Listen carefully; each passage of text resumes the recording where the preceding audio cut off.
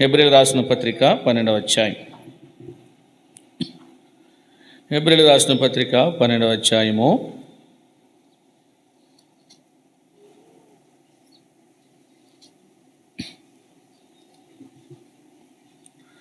5-6 వచనాలు కలిసి ఉన్నాయి, కలిసి చదువుదాం.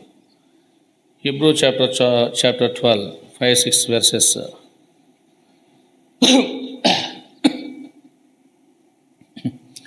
మరియు నా కుమారుడా, ప్రభు చేయు శిక్షను తృణీకరించకము, ఆయనని గద్దించినప్పుడు విసుకకము. ప్రభు తాను ప్రేమించు వారిని శిక్షించి తాను స్వీకరించు ప్రతి కుమారుని దండించును.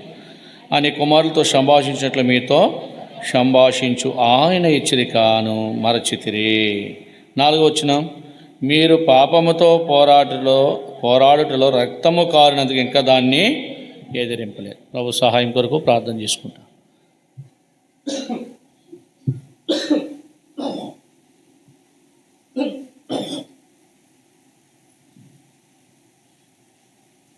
ప్రేమగల మా తండ్రి, మమ్మల్ని ప్రేమించిన మా ప్రియమైన ప్రభువా, శాశ్వతుడైన దేవుడా, శాశ్వతమైన ప్రేమతో ప్రేమిస్తున్నారు, విడువక కృప చూపుతున్నారు. దేవ, ఆత్మతో సత్యంతో ఆరాధించినట్లుగా మాకు సహాయపడుతూ వచ్చారు. నీ కృప మాకు తోడుంచారు, మమ్మల్ని నిలబెట్టారు. దేవా, మరి తిరిగి దేవా మరి నీ బలలో చేవేసే ముందు మమ్మల్ని కనికరించండి, కాపాడండి, ఇస్సోపుతో కడగండి, హిమం కంటే తెల్లగా ఉన్నట్లుగా చేయండి. ప్రభా, నాకు నేను పరీక్షించుకున్న వాడనై దాంట్లో చేవేటి కొరకై సిద్ధపరచండి. ప్రభా, వాక్యాన్ని దీవించండి, మీరే మాట్లాడుతూ రండి. దేవా, నీ వాక్యము దేవా ప్రాణ ఆత్మ కీళ్ళు మూలుగులు విభజించినంత మటుకు దూరిపోతుంది. దేవా, ఆ విధముగా మరి ఎక్కడ కూడా ఖాళీ లేకుండా నింపండి తండ్రి. నీ దాసుని అభిషేకించుకుంటూరండి. మీరే దేవా నీ ప్రజలతో మాట్లాడుతూరండి, కృప చూపించండి. స్వరాన్ని మీ స్వాధీనం ఉంచుకోండి. ఈ శబ్దంతరాలు లైవ్ను కూడా మీ స్వాధీనం ఉంచుకోండి. యేసు నామములో వేడుకుంటున్నాం తండ్రి, ఆమేన్.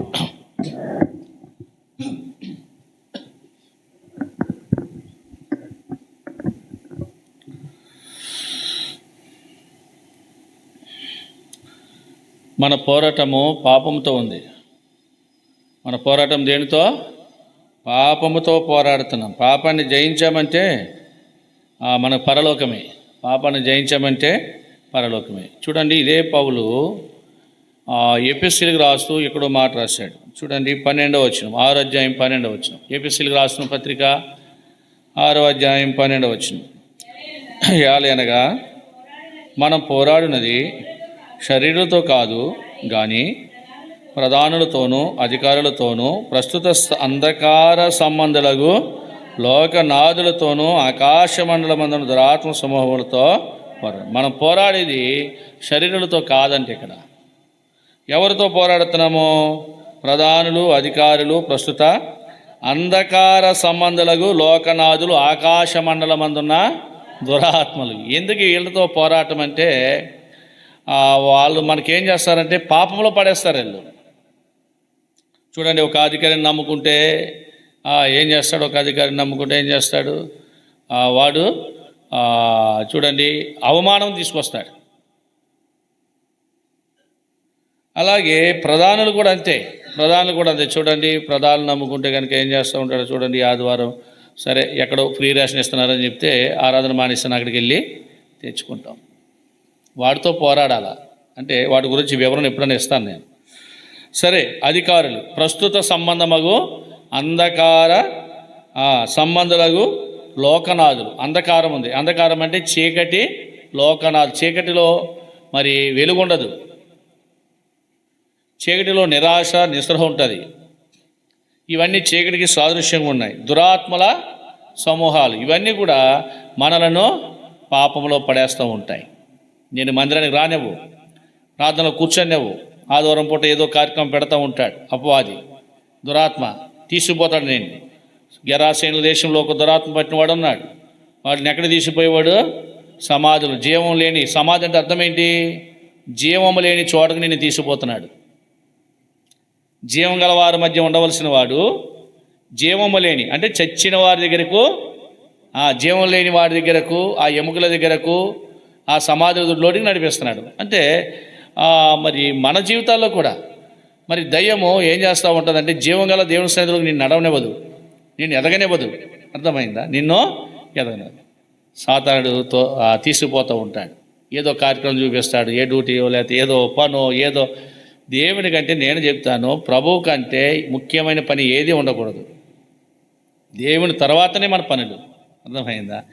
ఆ దేవుడు మనకు ఆరోగ్యం ఇచ్చాడు కనుక, ఆ దేవుడు మనలను నడిపిస్తున్నాడు కనుక మనం బ్రతుకుతున్నాం, చలిస్తున్నాం. ఆ దేవుడు బ్రతికించకపోతే మనం ఎలా బ్రతుకుతాము? బ్రతకలేము. అది మాత్రం గుర్తుపెట్టుకుంటే సరిపోతుంది. అందుకే మనం చదివిన ఈ భాగంలో గత వారం కన్నా అంత ముందు వారం చెప్తూ వచ్చాను. ఇక్కడ శిక్ష అని రాశాడే కానీ అది శిక్షణ ఇంగ్లీషు బైబిల్లో చక్కగా రాస్తూ వచ్చాడు. అంటే శిక్షణ అంటే తర్ఫీదు తీసుకోవడం. దాని గురించి కొంత వివరణ మనం తీసుకున్నాం. రెండవది గద్దింపు. ఆ గద్దింపు గురించి కూడా మీకు బైబిల్ గ్రంథం నుంచి ఆ విషయంలో కూడా మనం కొన్ని విషయాలు మరి చెప్పుకుంటూ వచ్చాం. ఈరోజు మరి మూడవదిగా మనం ధ్యానించేది ఏంటంటే, ప్రభువు తాను ప్రేమించు వానిని శిక్షించేవాడుగా ఉంటాడు. ఇది శిక్ష. రోమా 8:1 ఏం రాశాడు అక్కడ? ఇప్పుడు క్రీస్తు యేసు నందున్న వారికి ఏ శిక్ష విధి లేదన్నాడు, కానీ ఇక్కడ శిక్షిస్తానంటున్నాడు. శిక్ష లేదు అంటే అంత భయంకరమైన శిక్ష లేదు. అంటే శిక్ష ద్వారా కూడా దేవుడు తన పరిశుద్ధతలు నడిపించుకుంటాడంట. ఎందుకు ఈ శిక్ష మనకు? ఎందుకు శిక్షిస్తాడు ఆయన? 10వ వచనం చదవండి. హెబ్రీ 12:10.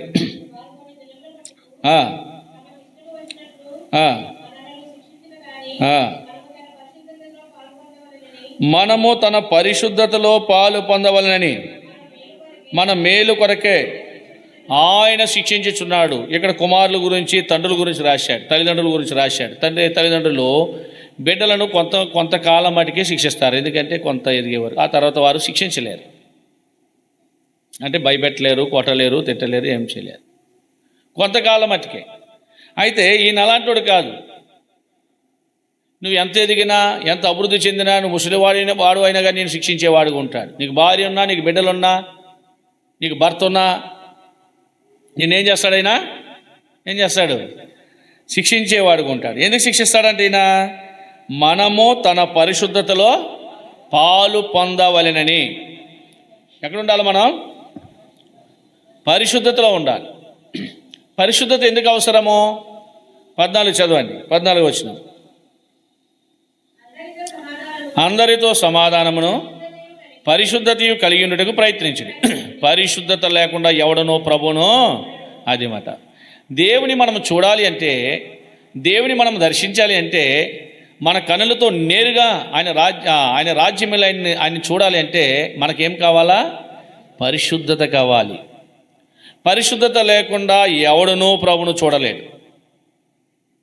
పేతురు రాసిన పత్రికలో చెప్తాడు, నేను పరిశుద్ధుడనే ఉన్నాను కనుక మీరును పరిశుద్ధ. ధర్మశాస్త్రం కూడా అదే మాట రాశాడు. అంటే పరిశుద్ధత చాలా అవసరం. పరిశుద్ధతలో ఏ కల్మషం ఉండదు, ఏ డాగు ఉండదు, ఏ అపవిత్రమైనది ఏది ఉండదు. అందుకే దాన్ని ఏమన్నాడంటే పరిశుద్ధత. పాట పాడితే సరిపోద్దు, పరిశుద్ధ పెళ్లికి పాడేస్తారు. పరిశుద్ధులు ఏంటి? సెంట్రాస్ వేసుకొని చక్కగా తెల్లని వస్త్రాలు వేసుకుని పరిశుద్ధులు అయిపోయారు. పెళ్లి కొడుకు పెళ్లి కూతురు అప్పుడే పాడుతూ ఉంటారు ఎక్కువ కదా. ఎప్పుడు మంచి బట్టలు వస్త్రాలు వేసి, సెంటు కొట్టి, ముఖానికి మేకప్ వేసి ఏం పడతారు అప్పుడు?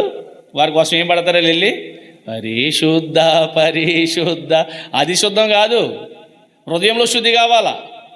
హృదయ శుద్ధి గలవారు ధన్యులు. హృదయంలో శుద్ధి లేకపోతే ప్రభుడు మనం చూడలేము.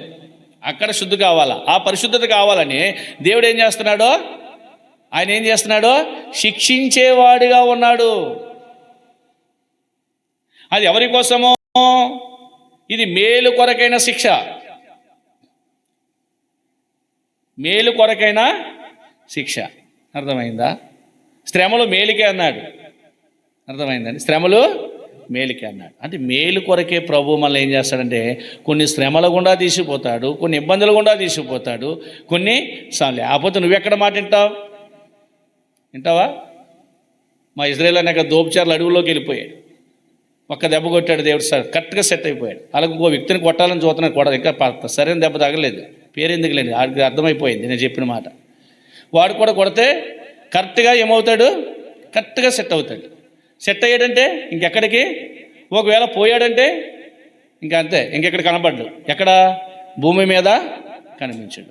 ఎన్నిసార్లు గద్దించిననో లోబడని వాడు మరి తిరిగి లేకుండా హఠాత్తుగా నాశనం అయిపోతాడు. ఒకసారా రెండుసార్లు ఎన్నిసార్లు చెప్తాడండి దేవుడు? ఎన్నిసార్లు చెప్తాడండి? అందుకే ఏం చేస్తాడంటే కొన్నిసార్లు చిన్ని చిన్ని శిక్షలతో నేను ఏం చేస్తాడు, తన దారికి తెచ్చుకోవాలి పరిశుద్ధతలో. లేదా నువ్వు రావు కదా, నువ్వెలా మారిపోతావు? నీకు అంత కడుపు నిండా అన్నీ ఉన్నాయి, డబ్బు ఉంది, ఇల్లు ఉంది, వాకులు ఉంది, అంతా హాయిగా ఉంటే నువ్వెక్కడ తన పరిశుద్ధతలో ఉంటావు? అందుకే అగూరు అన్నాడు, ఆయన ప్రార్థనలు ఏమన్నాడు? నాకు పేదరికం వద్దు, ఐశ్వర్యం కూడా వద్దు. ఈ రెండు ఎందుకు వద్దన్నాడు? నేను పేదవాడినే దొంగతనం చేస్తానేమో.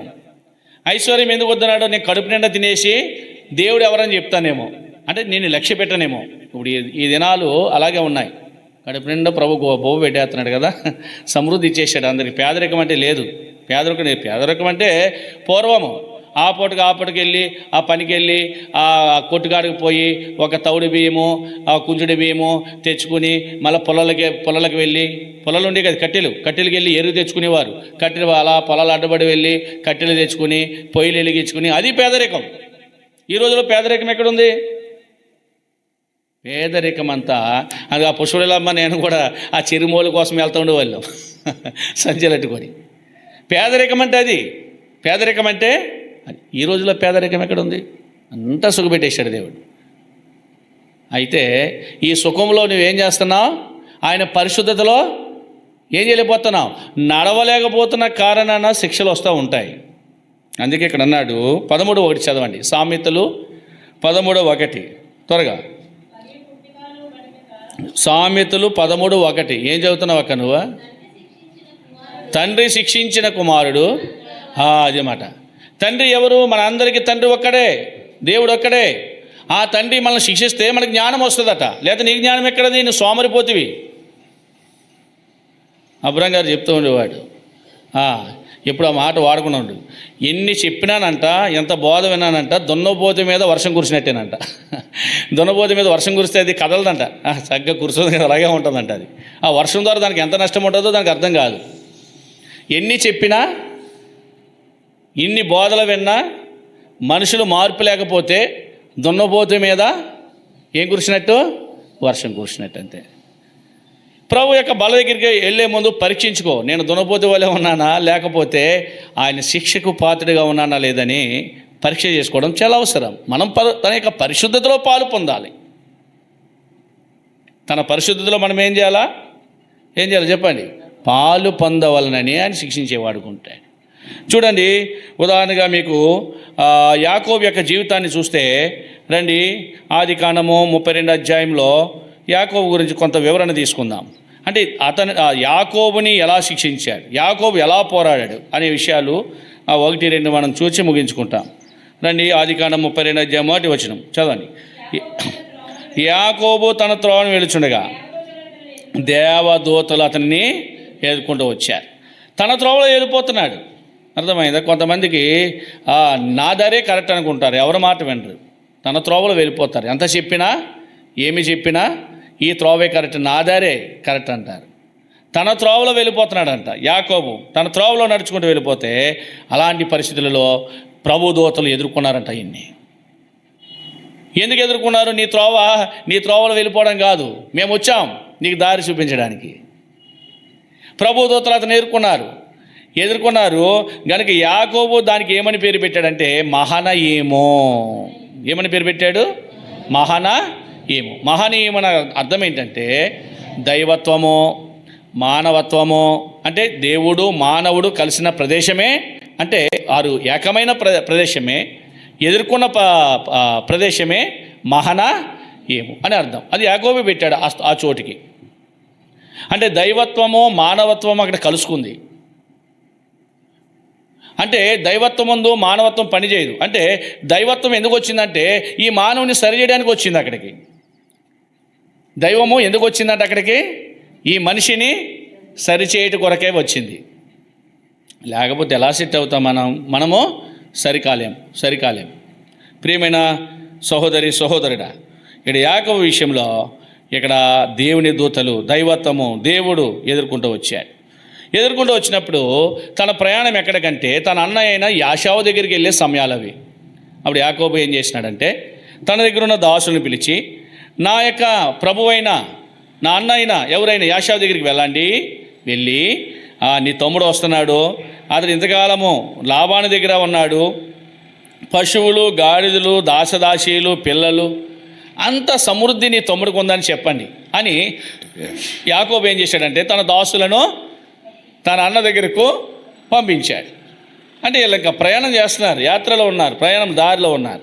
ఎప్పుడు పంపించాడు? దేవదూతలు అతనిని ఎదుర్కొన్న తర్వాత, దైవత్వము మాట్లాడిన తర్వాత పంపించినాడు. పంపిస్తే ఏమని చెప్పన్నాడు? మీ యొక్క తమ్ముడు వస్తున్నాడు, ఇంతకాలం అతడు లాబాను దగ్గర ఉన్నాడు, భార్య ఉన్నది, బిడ్డలు ఉన్నారు, గాడిదలు, ఆస్తి సమస్తం ఉన్నాయి, పశువులు ఉన్నాయి, దాసదాసీలు ఉన్నారు, సర్వ సమృద్ధితో వస్తున్నాడని చెప్పండి, నా ప్రభు అయిన యాషావుకు ఈ మాట చెప్పండి అని పంపించినాడు. సరే వెళ్ళారు. వాళ్ళు వెళ్ళి మరలా తిరిగి వచ్చారు. అంటే వెళ్ళి మరి సమాచారం చెప్పన్నాడు కదా, పలానా చోటు ఉంటాడు, పలానా గ్రామంలో ఉంటాడు, వెళ్ళారు. యాకోబు కంటే ముందుగా వెళ్ళారు. ఎందుకంటే యాకోబు ఒక్కసారిగా ప్రయాణం చేయలేదు, ఎందుకు మందలు ఉన్నాయి కదా, వడిగా ఆ మందలను తోలుతానంటే ఒక్కరోజే చచ్చిపోతాయి. చిన్నపిల్లలు కూడా ఉంటాయి మందలు. అందుకని ఈ గొర్రెల కాపరులు, మందల కాపరులు ఏం చేస్తారో స్టెప్ బై స్టెప్ వెళ్తారు. ఒక చోట స్టే చేస్తారు, తర్వాత మళ్ళీ అక్కడ నుంచి క్రమేపీ ప్రయాణం చేస్తారు. చూడండి, ఒక్కోసారి హైవే అంటే కనబడుతూ ఉంటాయి, వాళ్ళు కలకత్తా దాకా వెళ్ళిపోతారు. ఒకేసారి పోతే కానీ కలకత్తా నడిచిపోవాలి కదా. సరే, అంటే అర్థం ఏంటంటే వడిగా తోలరు, మందను వడిగా తోలరు. కొంత సమయం ఏం చేస్తారు, వాడికి రెస్ట్ చేస్తారు, అక్కడ పడుకోబెడతారు, మరలా ప్రయాణము సాగిస్తారు. అందుకే యాకోబు ప్రయాణం స్లోగా ఉంది. కనుక యాకోబు కంటే ముందుగా ఎవరిని పంపించినాడు? తన దాసులను పంపించి చెప్పమన్నాడు. వీళ్ళు వెళ్ళారు, ఆ యాషావుతో మాట్లాడారు, తిరిగి మళ్ళా యాకోబు దగ్గరికి వచ్చారు. యాకోబు దగ్గరికి వచ్చినప్పుడు యాకోబుతో చెప్పారు. ఏమని చెప్పారంటే, మీ అన్నతో మేము మాట్లాడాం, మీ అన్న 400 మందితో నీ దగ్గరికి వస్తున్నాడు. ఎంతమందితో వస్తున్నాడంట? 400 పీపుల్స్, 400 మందితో నీ దగ్గరికి వస్తున్నాడు. యాకోబు పట్టుకుంది. ఏంటది?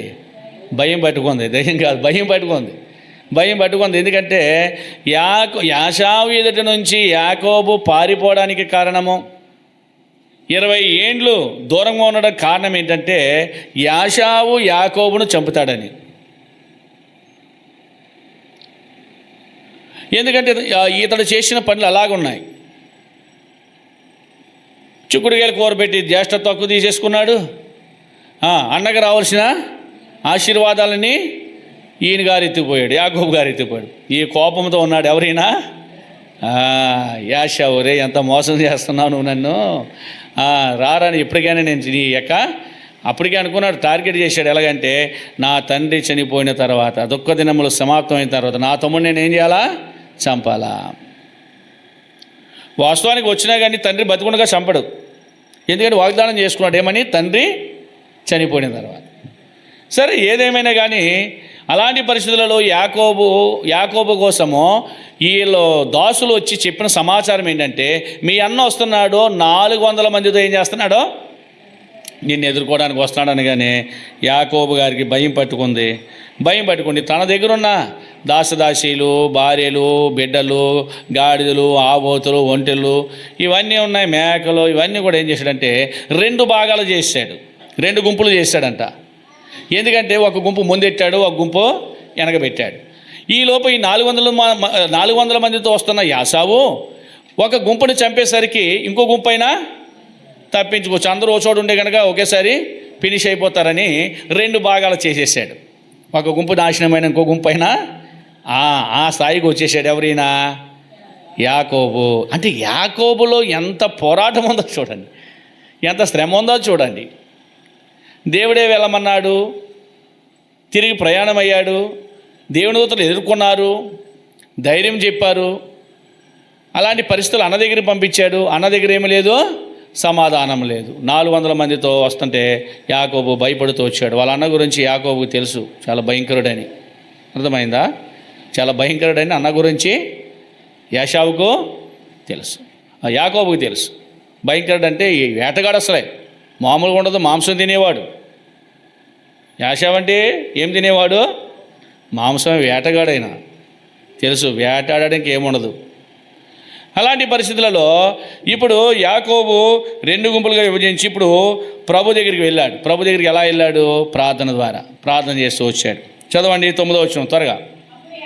అప్పుడు యాకోబు, నా తండ్రి అయిన అబ్రహాము దేవా, నా తండ్రి అయిన ఇస్సాకు దేవా, నీ దేశం నీ బంధువులకు తిరిగి వెళ్ళి నీకు మేలు చేసేది నాతో చెప్పిన యెహోవా. మేలు జరగాలంటే ఏం రావాలా?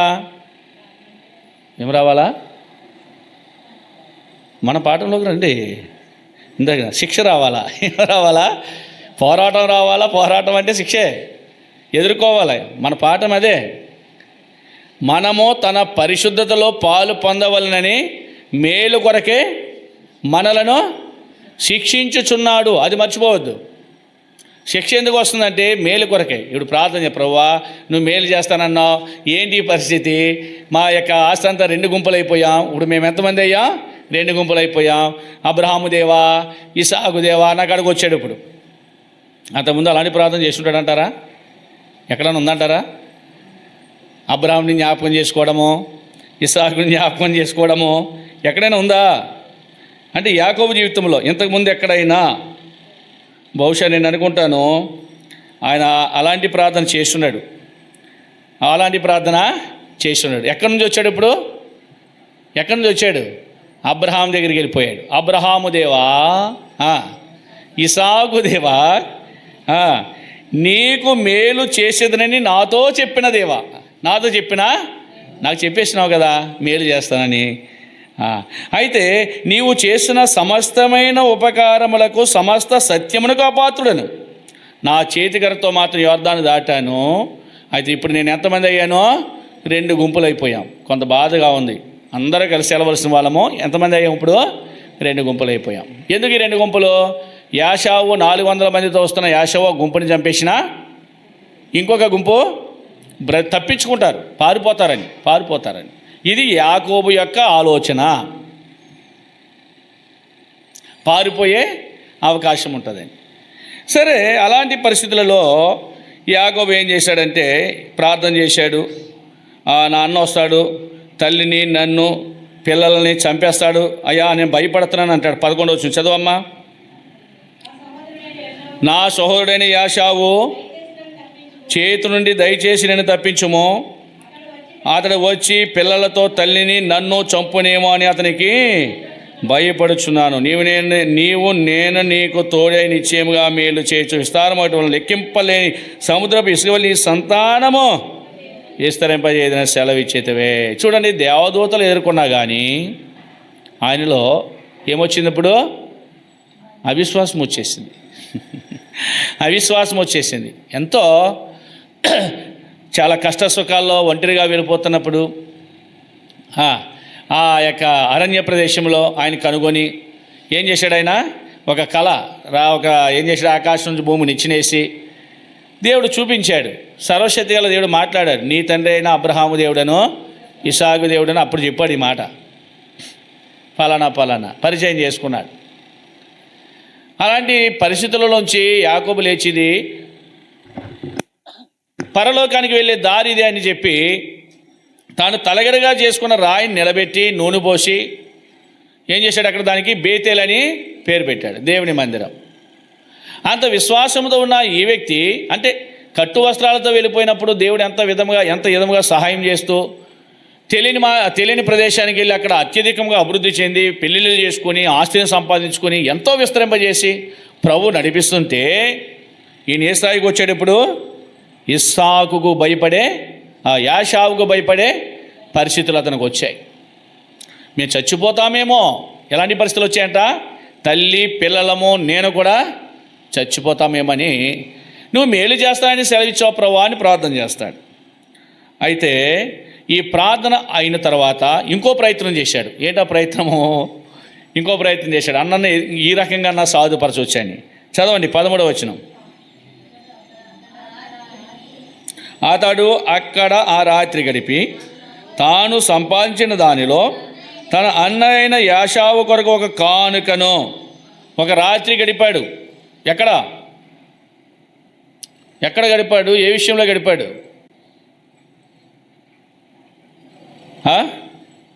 ప్రార్థనలో గడిపాడు. ఒక రాత్రి దేంట్లో గడిపాడు? అక్కడ రాత్రి అతడు ఏం చేశాడంట? ప్రార్థనలో గడిపాడు. మరి మనం గడుపుతున్నాం ఒక రాత్రి, ఓ పగలు గడుపుతున్నామా, ఓ రాత్రి ఆల్ నైట్ ప్రేయర్ గడుపుతున్నామా? పరీక్ష చేసుకోవాలి అన్నీ. అందుకని నాడు 1 కొరింథీ 11:28 నేను చెప్పే మాటలు కదా ఇవన్నీ. ప్రభు మన కోసం మనం ఎలా బ్రతకాలో రాసిన గ్రంథం ఇది. 1 కొరింథీ 11:28 ఏం రాశాడు?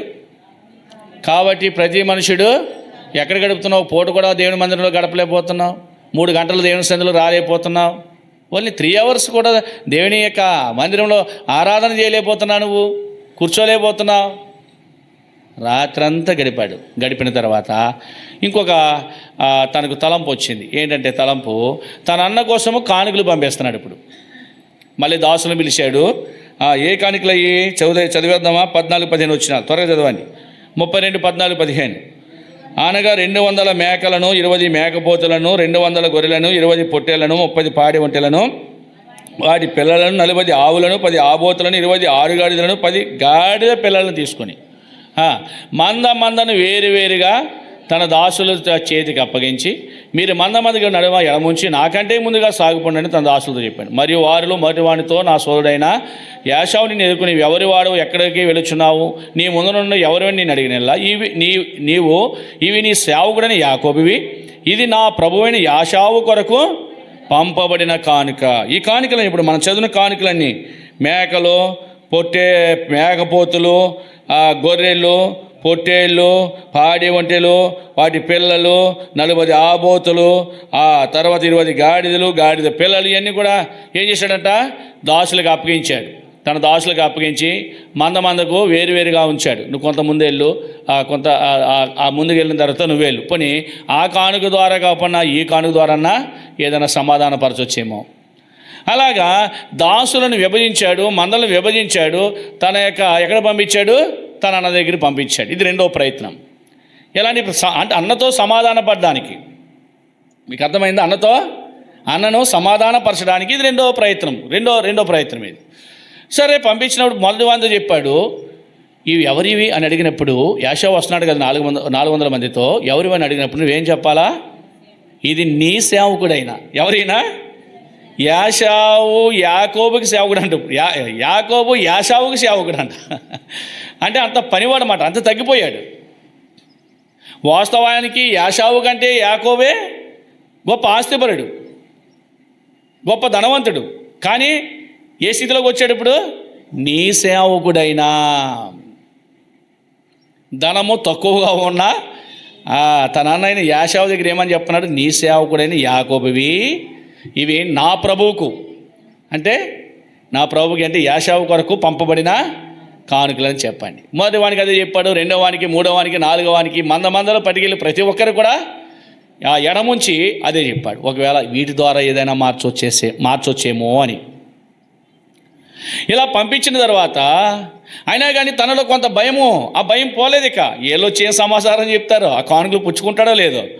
అయితే వాస్తవానికి అతడు ఏం చేశాడంటే కానుకలతో పంపించేశాడు. రాత్రి అంతా అక్కడ నిలిచిపోయి ఏం చేశాడంటే ఇప్పుడు రాత్రి అతడు లేచి 22వ వచనం, 2 దాసీలను తన 11 మంది పిల్లలను తీసుకుని ఎబ్బోకు రేవు, అక్కడ ఒక రేవు వచ్చింది, ఒక ఏరు వచ్చింది, ఆ ఏరు దాటించాడు. దాని పేరు ఎబ్బోకు. ఎబ్బోకు రేవు దాటించేసి ఆయన కూడా దాటేసినాడు. ఎబ్బోకు రేవు దాటిపోయాడు. దాటిన తర్వాత వాళ్ళందరినీ కొంచెం ముందుకు పంపించి ఒక్కడ మిగిలిపోయాడంట. ఇందాక ఆరాధన వర్తమానంలో మనం చెప్పుకున్నాం, ఒంటరిగాడికి ఏముండదు, ఏ విధమైన సహాయం ఉండదు, పడిపోయినా లేపేవాడున్నాడు, ఆదరించేవాడున్నాడు, పలకరించేవాడున్నాడు. అర్థమైందా? ఎలాంటి పరిస్థితులు ఉంటాయి. ఇప్పుడు మరి యాకోబు జీవితం ఏంటి? భార్య బిడ్డలు అందరినీ పంపించేశాడు, మందలు పంపించేశాడు, దాసులు పంపించేశాడు, దాసీలు పంపించేశాడు, ఒక్కడిగా మిగిలిపోయాడు. ఎక్కడ?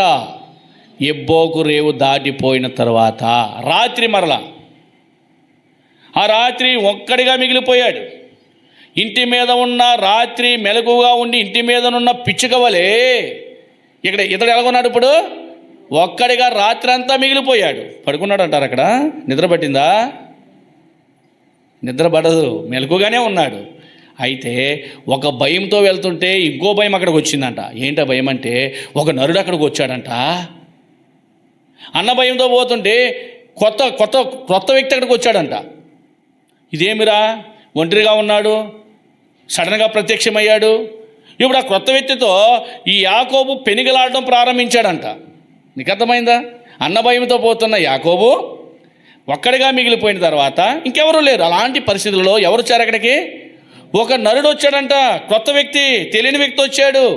అదొక పోరాటం ఆయనకి ఎదురైంది. ఎలాంటి పోరాటం అంటే ఆ నరుని ఏం చేశాడంట, పట్టేసుకున్నాడంట. ఎవరో యాకోబు చాలా బలమైనవాడు. యాకోబు అంటే సామాన్యమైన వాడు కాదండోయ్. యాకోబు ఎలాంటి వాడు? తల్లి గర్భములోని అన్న యొక్క మడిమని పట్టుకున్నవాడు. పట్టుకున్నాడని వదిలిపెట్టడు. చాలా పట్టుదల మనిషి. ఇప్పుడు ఎవరో తెలియని వ్యక్తి వచ్చాడు అక్కడికి, ఒక నరుడు వచ్చాడు. అసలే పోరాటం ఇది. ఎలాంటి పోరాటమో? పెనుగులాట. పెనుగులాట అంటే ఫైట్. ఎలాంటి పట్టి ఇలా గుద్దుకోవడం కాదు, పట్టుకున్నాడు, గట్టిగా పట్టేసుకున్నాడు. ఎలాగా? నీవు నన్ను ఎలాంటి పోరాటం అంటే యాకోబుకి ఇది పోరాటం. పెనుగులాట అంటే అర్థం ఏంటి? గొప్ప పోరాటం. ఎదరేమో అన్నభయం, అందరినీ పంపేసి రాత్రి ఏదో అక్కడ గడపాలి, ప్రార్థన చేసుకోవాలి అని తను ఒక్కడే ఆగిపోతే అక్కడికి ఎవరు వచ్చారు? తెలియని వ్యక్తి వచ్చాడు అక్కడికి. అతడు కూడా నరుడే, క్రొత్తవాడు. మరి ఆయన ఏం మాట్లాడాడో ఇక్కడ తెలియదు. కానీ ఈయనేం చేస్తాడు? ఆ వ్యక్తిని ఏం చేశాడంట, నువ్వు ఎక్కడికి వెళ్తావు అని పట్టేసుకున్నాడు. నువ్వు వెళ్ళడానికి వీల్లేదు, నువ్వు వెళ్ళడానికి వీల్లేదు. ఎందుకు వెళ్ళకూడదయ్యా? నువ్వు వెళ్ళడానికి వీల్లేదు. పోరాటం తనకి ఎదురవుతూ వచ్చింది. పోరాటం ఎదురవుతూ వచ్చింది. నిజమే, మానవ జీవితాల్లో ఇలాంటి పోరాటాలు ఒకటా రెండు ఎన్నెన్నో ఉంటాయి. పోరాటంలో గెలవాలే కానీ పోరాటంలో ఓడిపోకూడదు. పాపముతో పోరాటం ఉంది. దురాత్మల, అంధకార శక్తుల, చీకటి శక్తుల సమూహములతో పోరాటం ఉంది. ఈ పోరాటంలో నువ్వు గెలుపొందకపోతే చేరవలసిన గమ్యానికి మనము చేరలేం. పోరాటాలు ఉంటాయి. శిక్షణలోనూ ఉండాలి. అంటే ఆ యుద్ధం ఎలా చేయాలి? శిక్షణ లేకుండా ఆర్మీలో తీసుకోరు. శిక్షణ లేకుండా తర్వాత గద్దించకుండా ఆర్మీలో ఏ ఆఫీసర్ కూడా, ఏ యొక్క సైనికుడు కూడా పనిచేయలేడు. ఏదో పక్కన ఏదో చోట చిన్న పొరపాట్ల ద్వారా గద్దిస్తారు, కొడతారు కూడా. నేను షుగర్పేటలో పనిచేసినప్పుడు ఆ సెక్యూరిటీ గార్డు ప్రభుదాస్ అని ఒక ఆయన ఉండేవాడు. అతడు అలాగే ఉండేవాడు. సడన్గా దాని పాటలు పాడుకుంటూ ఉండేవాడు. ఇదేమిరా ఇలాగా ఏంటి సడన్గా అతను దాన్ని మాట్లాడేసుకుంటున్నాడు ఏంటి? ఒకసారి కొంచెం బాగున్నప్పుడు తన దగ్గరికి వెళ్ళాము. భోజనం చేస్తూ ఏంటంటే మీరు కొంచెం ఉంటారు సడన్గా అలా అయిపోతున్నారు ఏంటంటే అప్పుడు చెప్పాడు, లేదయ్యా నేను ఆర్మీలో చేసినప్పుడు అతను ఏదో చేశాడు, కటింగ్ ఏదో తేడా వచ్చిందని. కటింగ్ వేసుకోవాల్సిన రీతిలో వేసుకోలేదంట. వేసుకోపోయేసరికి సడన్గా చూశాడు ఆఫీసర్ వచ్చేసి గన్న తిరగేసి కొట్టాడంట. ఎక్కడ కొట్టాడంట. అలా కొడితే బాగు నీ కటింగ్ వాళ్ళకి అందరికీ ఎంత జుట్లు పెంచుకుంటారు చూడు. ఆర్మీలో ఏం చేశాడంట, ఆర్మీ కటింగ్ వేసుకోలేదని, డిసిప్లిన్గా లేడని ఏం చేశారంట, వాళ్ళ ఆఫీసరు చేతితో కొట్టలేదంట. చేతిలో ఉన్న గన్నను ఏం చేశాడు, తిరగేసి ఇక్కడ కొట్టాడంట. కొట్టేసరికి మొత్తం కింద కుప్పకూలిపోయాడట. రిటైర్మెంట్ ఇచ్చేసారు ఆయనకి. రిటైర్మెంట్ ఇచ్చారు, పెన్షన్ వస్తుంది. ఇక్కడ మరి ఆర్మీ వాళ్ళు ఎక్కడ పనిచేసినా జాబ్ ఇవ్వాలా, ఎక్కడికి వెళ్ళిన వాళ్ళని కాదనకూడదు, ఇవ్వాలా. అప్పుడు నుంచి అప్సెట్ మాట. సడన్గా ఏమవుతూ ఉంటాడంటే అది బాగుపడ్డాడు, ట్రీట్మెంట్ తీసుకున్నాడు, వైద్యం చేయించుకున్నాడు, బ్రెయిన్ ఆపరేషన్ చేయించుకు, చాలా బలంగా తగిలింది గాయం లోన. అంటే ఆర్మీలో ఏం చేస్తారు, గద్దించి ఏం చేస్తారు, కొడతారట. మరి దేవుడు కొడితే మనం ఉంటామా? మనం గద్దిస్తేనేమో లోబడతలేదే. అంటే మనము పోరాటంలో అంటే ఇన్ని శిక్షణ, గద్దింపు, శిక్ష, కొన్నిసార్లు పొరపాట్లు చేసినప్పుడు పనిష్మెంట్లు ఉంటాయి. అక్కడ ఉండవా? పనిష్మెంట్ ఇచ్చారు కదా దీనికి. ఏంటిది, ఒక తల వెంట్రుకల కోసము గణతో కొట్టి అతను లైఫ్ పాడు చేశాడు ఆఫీసర్. ఎంత బాధకరమైన విషయం అది. డబ్బుంటే ఏం ప్రయోజనమో. మనిషి ఎలా ఉన్నాడో సడన్గా తను తానే ఏమో మాట్లాడేసుకుంటాడు, తను తానే. మరి ఇప్పుడు ఉన్నాడో లేదు తెలియదు కానీ చాలా కాలము 96 గొడవ చెప్తున్నాను. ఇది 96 1996 సంవత్సరంలో ఇది. అంటే నేను మాట్లాడింది ఆ టైంలో. ప్రియమైన సహోదరి సహోదరుడా, పోరాటాలు ఉంటాయి. యాకోబుకి ఇప్పుడు ఎలాంటి పోరాటం వచ్చింది? క్రొత్త పోరాటము. ఎవరో తెలియని వ్యక్తి వెళ్ళిపోతున్నాడు, పట్టుకున్నాడు. పెనిగిలాడినాడంట. ఏం చేసినాడంటండి? పెనిగిలాడు ఏం చేశాడు? చదవండి ఇప్పుడు హోషేయ గ్రంథంలో చూస్తాం మనం. రండి త్వరగా. హోషేయ గ్రంథము. యాకోబు ఒక నరునితో ఏం చేస్తున్నాడు? పెనిగిలాడుతూ ఉన్నాడు. 12వ అధ్యాయం, హోషేయ 12వ అధ్యాయం 4వ వచనం లేదా 3-4 వచనాలు. తల్లి గర్భమందు యాకోబు తన సోదరి మడిని పట్టుకొనెను. మగసిరి గలవాడై అతడు దేవునితో పోరాడెను. అతడు దూతతో పోరాడి జయమొందెను. అతడు కన్నీరు విడిచి అతను బతిమాలెను. బేతేలో ఆయన అతనికి ప్రత్యక్షమైన. చాలు. ఇక్కడ యాకోబు యొక్క పోరాటం ఏంటంటే కన్నీళ్లతో పోరాడినాడంట. అదే పెనుగులాటంటే. ఎందుకయ్యా ఏడుస్తున్నావు? ఎందుకు నీ ఏడుపు?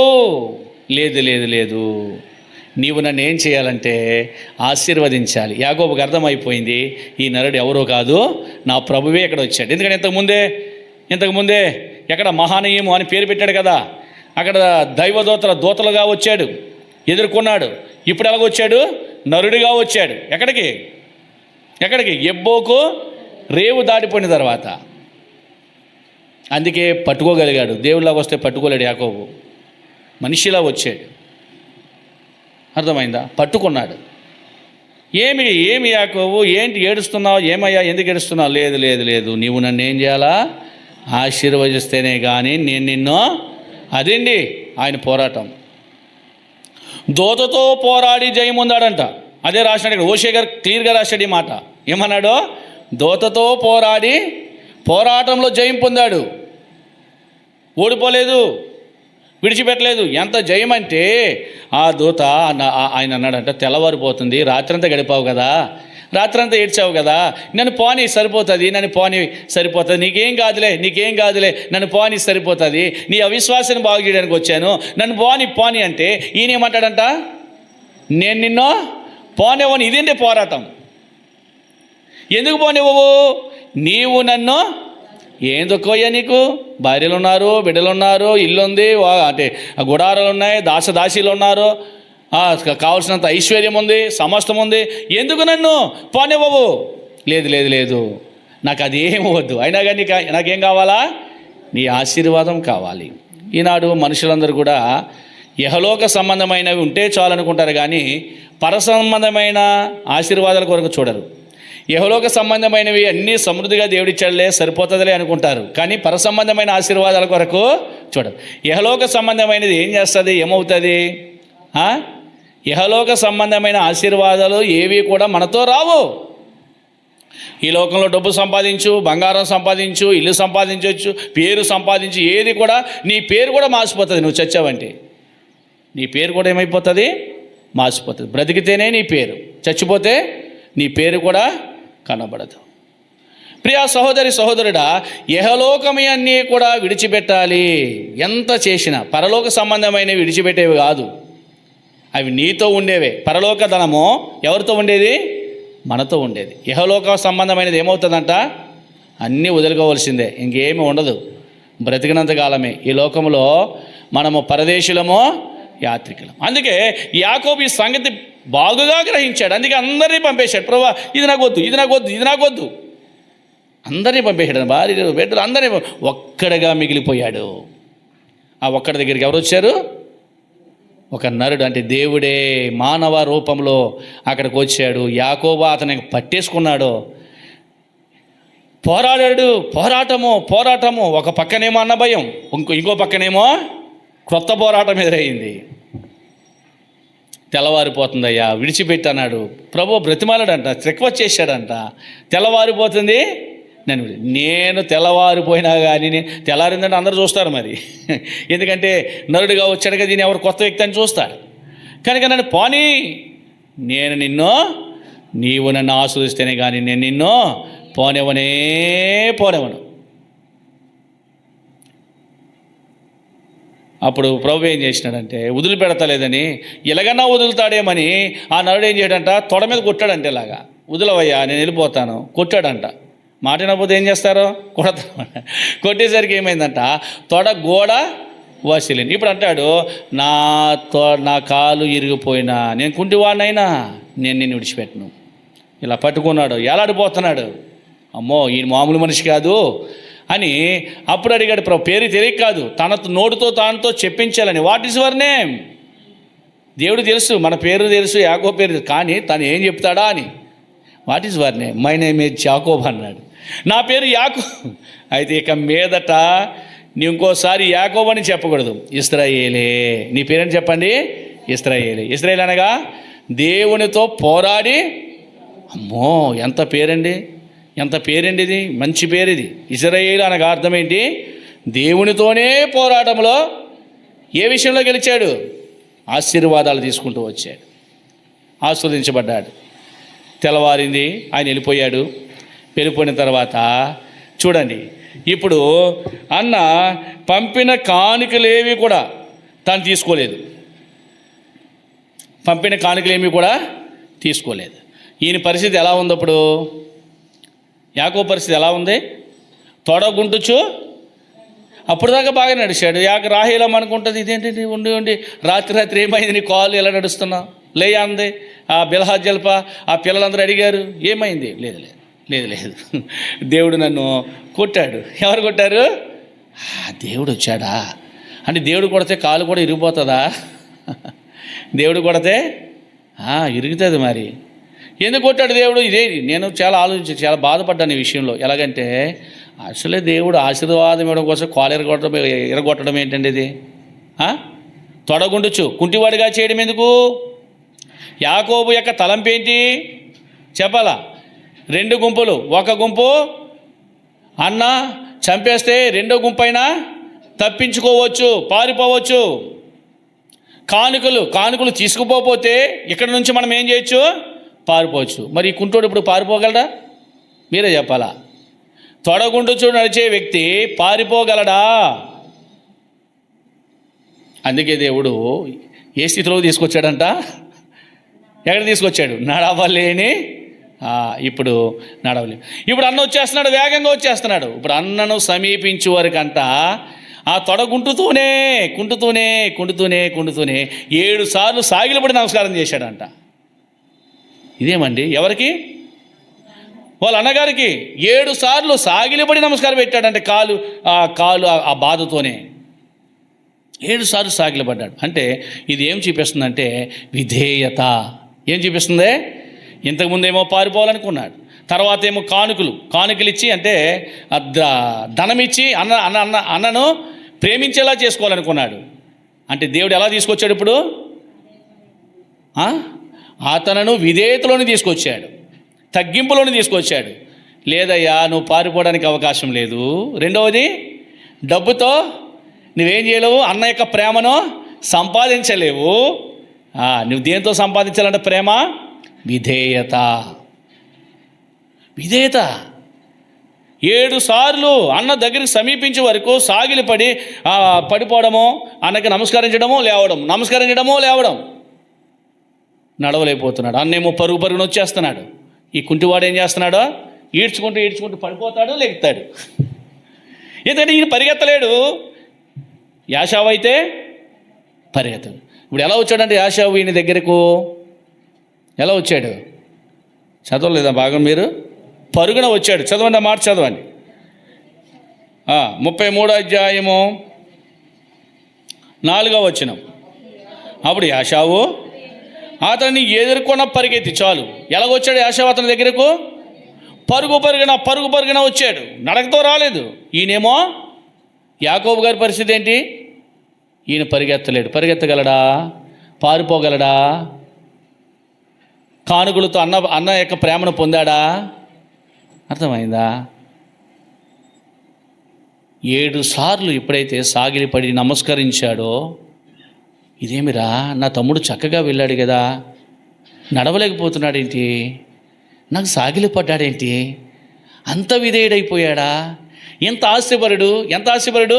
ఆబోతులు పంపించాడు, గొర్రెలు పంపించాడు, మేకలు పంపించాడు, ఒంటెలు పంపించాడు, పోతులు పంపించాడు, పొట్టేళ్ళు పంపించాడు, ఆవులు పంపించాడు. అంత ఆస్తి గలవాడు ఏం చేస్తున్నాడు ఇప్పుడు? అంత ధనవంతుడు నాకేం చేస్తున్నాడు? ఇవన్నీ చూశాడు కదా, మరి పంపించినవన్నీ చూశాడు కదా. అంత ధనమున్నవాడు నాకు సాగిలపడి నమస్కరిస్తున్నాడా? 7 మార్లు. ఎన్నిసార్లు అండి? 7 మార్లు ఎప్పుడైతే సాగిలపడి నమస్కరించాడో, చంపడానికి వచ్చినన్న పరుగు పరుగున వచ్చి తమ్ముడు మెడ మీద పడ్డాడంట, కౌగిలించుకున్నాడంట, ముద్దు పెట్టుకున్నాడంట. ఎంత ప్రేమ, ఎంత ఆప్యాయత, ఎంత జాలి! ఇదంతా ఎవరిచ్చారు? తనలో ఉన్న విధేయత. యాకోబు యొక్క తొడ గోడ వసిలాడిపోవడమే తనకు మేలయింది. దేనికోసమో? సాగిలపడి నమస్కరించి అన్న యొక్క ప్రేమను పొందుకుంటూ వచ్చాడు. ప్రియమైన దేవుని పిల్లలారా, మన జీవితంలో కూడా అంతే. మన డబ్బుతో దేన్ని సంపాదించిన ఇహమందు మనకు కలవన్నీ కూడా చనిపోయే సమయాన్ని ఏది కూడా మనము మానవ జీవితం ఎంత నీచమైన బ్రతుకంటే, ఎలాంటి బ్రతుకంటే అండి ఇది? దిగంబరులుగానే పుడతామో, గోతులో ఎన్ని వస్త్రాలు వేసినా ఉండవు, చీకిపోతాయి. ఆ గోతులో దిగంబరితోనే పోతాం. వస్త్రాలు మళ్ళీ నీకు ఒకరు కట్టాలా చచ్చినోడికి, అవి కూడా ఉండవు. అదేండి మానవ జీవితం అంత నీచమైనది. దేవుడు నిన్ను ప్రేమిస్తున్నాడు, దేవుడిని శిక్షించడానికి సిద్ధంగా ఉన్నాడు. యాకోబు దేవుని యొక్క శిక్షకు పాత్రుడయ్యాడు. తొడ గోడ వసలడిపోయినా కానీ ఏం చేశాడు? నేను నిన్ను విడిచిపెట్టాను. పట్టుకున్నాడు కనుక ఏ యొక్క టార్గెట్ అంటే ఏ యొక్క అన్న ప్రేమను పొందుకోవాలనుకున్నాడో ఏం చేశాడు? ఆ యొక్క శిక్షణ ద్వారా లేక శిక్షించడం ద్వారా తన విధేయత నేర్చుకుంటూ వచ్చాడు. మరి నీళ్ళు కూడా ఇటు విధేయత ఉందా? ప్రభు బల దగ్గరికి వస్తున్నావు, మన అన్నున్నాడు, ప్రభు ఉన్నాడు, అన్న ఆయనే, తండ్రి అయినా ఆయనే, తల్లి అయినా ఆయనే. ఏ యొక్క విధేయతను వస్తున్నావు? ఆయన శిక్షణలో ఉన్నావా? ఆయన గద్దించినప్పుడు నువ్వు లోబడుతున్నావా? ఎక్కడ లోబడుతున్నావు? ఈయన ఇలాగే చెప్తారులే పాస్టర్ గారు అనుకుంటారు. వెళ్ళు, మామూలు మనుషులు కాదు. వెళ్ళు ఏమంటారు? ఏదైనా గద్దించినప్పుడు లోబడే పరిస్థితులు లేవు. లోబడితేనే అక్కడ ఆర్మీలో ఏమవుతావు? ఏదో ఆర్మీ ఆఫీసర్ మీద తిరబడితే నేను ఉంచుతాడా? 4 పీకి పంపిస్తాడు, పోరా బాబా అని. లోబడాలా. ఏం చేయాలండి? లోబడాలి. గద్దించినప్పుడు ఇసుకుపోకూడదట. సరే, మూడోది ఏంటి? ఆయన శిక్షించినప్పుడు ఆ శిక్షణ మనం ఏం చేయాలా? సాత్వికంతో అంగీకరించాలి. యాకోబులో ఉన్న విధేయత మనం చూస్తూ వస్తున్నాం. చూడండి, ముగించుకుందాం. ముగింపులో ఫిలిప్పీలకు రాసిన పత్రిక విధేయత అంటే విధేయతలో ఎలా ఉందో చూద్దాం. విధేయతలో కొన్ని ప్రాముఖ్యమైన విషయాలు ఉన్నాయి, అవి చూపించండి, ముగిస్తాను. రండి, ఫిలిప్పీలకు రాసిన పత్రిక 2వ అధ్యాయము 7వ వచనం. మనుషుల పోలికగా పుట్టి దాసుని స్వరూపమును ధరించుకొని తన్ను తానే రిక్తునిగా చేసుకుని మరియు ఆయన ఆకారమందు మనుషుడిగా కనబడి మరణము పొందినంతగా శిలువ మరణం పొందినంత విధేయత చూపిన వాడే తన్ను తాను. యాకోబు ఏ స్థితికి వచ్చాడు? తన్ను తాను తగ్గించుకునే పరిస్థితిలోకి వచ్చేసాడు. తగ్గిపోయాడు. ఎంతో తగ్గిపోయాడు. విధేయతలో ఉండేది ఏంటంటే యేసుప్రభు గురించి రాయబడిన మాటలు ఇవి. ఆయన దేవుడై ఉండి ఎలాగ వచ్చాడు? దేవుడికి మరణం లేదు, కానీ మనిషి రూపంలో వచ్చాడు. మరణించడానికి వచ్చాడు, మనిషి రూపంలో వచ్చాడు. తర్వాత ఆయన యజమానుడై ఉండి ఏం చేశాడు? దాసుడిగా చేయబడ్డాడు. విధేయతలో ఉండే లక్షణాలు. యజమానుడై ఉండి దాసుడిగా వచ్చాడు. మూడవది, తన్ను తానే రిక్తునిగా చేసుకున్నాడు, అంటే సమర్పణ కలిగి ఉన్నాడు. రిక్తుడంటే లోపల తన్ను తానే ఆ బాధ అంతా కూడా తానే భరించుకుంటూ వచ్చాడు, ఆ వేదన అంతా కూడా. తర్వాత నాలుగవది, శిలువ మరణం పొందడానికి కూడా విధేయత చూపించాడు. మా చావడానికి కూడా వెనుకంజా వేయలేదు. ఐదవది మనం చూస్తే తన్ను తాను తగ్గింది. ఇదంతా కూడా విధేయతే. నీ జీవితం ఏంటి? దేవుడే ఏమయ్యాడు? దేవుడై ఉండి మరణం లేని దేవుడు మరణ శరీరము మనిషి వలె భూమి మీదకి వచ్చాడు. దేవుడు యజమానుడయ్యండి ఆయన దాసుడిగా వచ్చాడు. దేవుడికి అసలు బాధే లేదు, కానీ తాను ఏం చేశాడు? తన్ను తానే ఎంతో చిందిస్తూ లోపల రిక్తునిగా తన్ను తానే ఓదార్చుకుంటూ వచ్చాడు. దేవుడు ఎలాంటి వాడంట? మరణము లేనివాడు, కానీ ఎంత విధేయత అంటే శిలువ మరణము. ఎలాంటి మరణమో? శిలువ మరణం పొందడానికి ఆయన ఇష్టపడుతూ వచ్చాడు. సమాధి చేయడానికి ఆయన ఇష్టపడుతూ వచ్చాడు. తన్ను తానే, ఎవరో కాదు, తనకు తానే ఏం చేశాడంట? తగ్గించుకున్నాడు. నీకు నీవే తగ్గించుకో, నీకు నీవే పరీక్షించుకో. దేవుడే అంత విధేయత చూపాడే. యాకోబుకి కూడా మరి దేవుని వలె ఆ విధేయతలోని తీసుకురావడం కోసమే, ఆయన మేలు కోసమే, ఆ పరిశుద్ధతలో ఆ యాకోబు ఏ టార్గెట్తో అయితే అన్న దగ్గరికి వెళ్తున్నాడో, అన్నతో ఎలా సమాధానం పడాలని వెళ్తున్నాడో, ఆ సమాధానం వచ్చిన కొరకే యాకోబుని ఏం చేశాడు దేవుడు? ఏం చేశాడు చెప్పండి? శిక్షించాడు. ఎలాగా? గోడ వసిలేను, కొట్టుడు ద్వారా గోడ వసిలేను. తన మేలయ్యింది. యాకోబుకి ఏమైంది? లేకపోతే యాకోబు ఏం చేస్తాడు? ఈ బహుమానాల కంటే మొత్తం నా ఆస్తి అంతా తీసేసుకో అంటాడు. అవసరమైతే అన్నను. అర్థమైందా? ఆస్తుపాస్తుల ద్వారా, ధనము ద్వారా దైవ ప్రేమను మనం ఎక్కడ కూడా పొందలేం. విధేయత చూపుడు ద్వారానే దైవ ప్రేమను మనము పొందగలం. కనుక మనం పరలోకం వెళ్ళాలి అంటే, పరలోక రాజ్యంలో ప్రభువును మనం చూడాలంటే శిక్షణలో మీరు ఉండండి. శిక్షణ, దైవవాక్యం మీకు దినదినము బోధించబడుతుంది. వాక్యం నుంచి ఆ శిక్షణ గురించి అబ్రాహాము యొక్క దాసులకు ఎలాగ శిక్షణ ఇచ్చాడో చూసాం కదా. అబ్రాహాము లేకపోయినా తన దాసుడు ఎలియాజరు ఏం చేశాడు? తాను మోకాలు వేసాడు, ఒంటిలో కూడా మోకాలు వేసి ప్రార్థన చేశాడు. శిక్షణ ఉండాలా మీకు? శిక్షణలో ఎదగాలి. ఆయన గద్దించినప్పుడు విసుగుపోకూడదు. గద్దింపుకి ఏం చేయాలంట? లోబడాలి. మూడవది, ఆయన శిక్షిస్తాడు. దేనికోసమో? మన మేలు కోసమే. యాకోబు యొక్క మేలు కోసమే ఆ శిక్ష అతనికి పడే. శ్రమలు మేలుకే. కనుక ఇట్టి నిరీక్షణతో నువ్వేమై ఉన్నావో నీకు నీవే పరీక్షించబడిన వాడవై, పరీక్షించుకున్న వాడవై. 1 కొరింథీ 11:28 ప్రకారము. కాబట్టి ప్రతి మనుషుడు తను తాను నీకు నీవే పరీక్షించుకుని ఆ బలలో చేయగలిగినట్లుగా కూడి వచ్చిన ఆత్మదేవుడు మన సహాయపడిన గాక.